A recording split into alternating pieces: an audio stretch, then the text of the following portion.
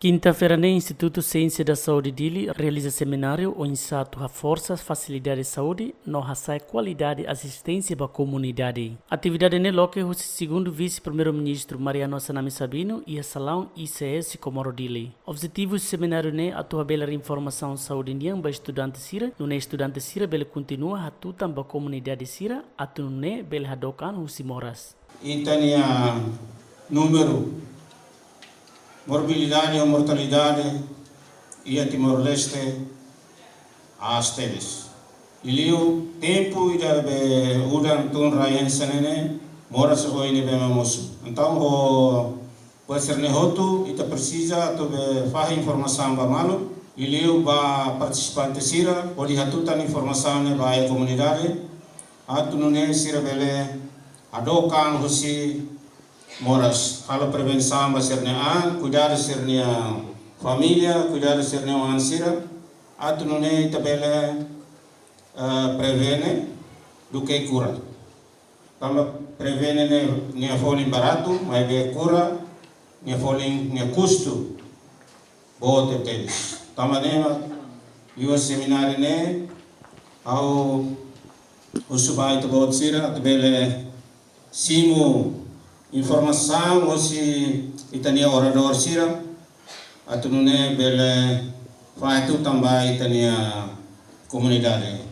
Vice-primeiro-ministro Mariano Sanami Sabino Atete, seminário importante tebes também bele examina informação ou analisa a situação em Railaran, no bele contribui ciência para Instituto Ciência da Saúde Dili. Medicamentos e tecnologia, nele liu e da política e da atordio, e a construção e plano estratégico do desenvolvimento nacional.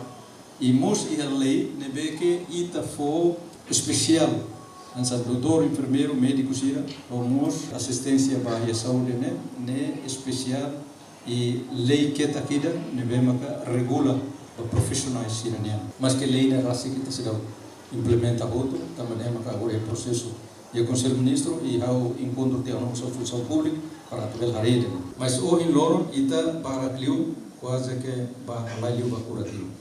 Neve a noin idene mais importante liderança e essa liderança coloca a utilização de recursos humanos que ide que a ninguém faz e da doutor Herculano Sira o doutor Sira especialista para a curação e da agora 11 pessoas 11 pessoas neve que especialista bele cura bele opera.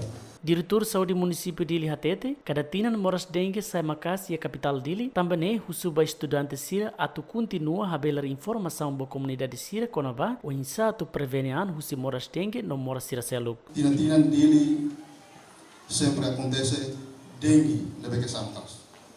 Tina godo. Graças a Deus, ide é número RIPO 42 742. Tinang kotok dengue.